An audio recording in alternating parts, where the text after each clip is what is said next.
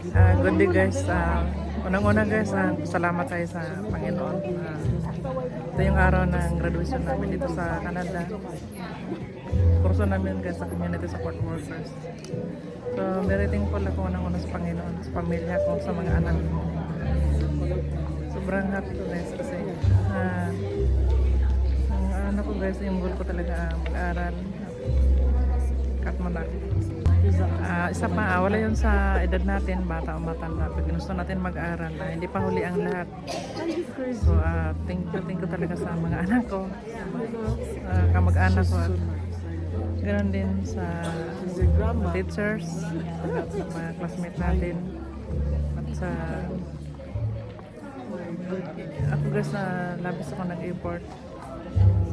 Kailangan natin na focus din tayo. So, very grateful ako unang-una sa Diyos ang mga makapangyarihan sa langit. Binibigyan tayo ng kaalaman at binibigyan din tayo ng mga taong tumutulong para mapag-aral tayo.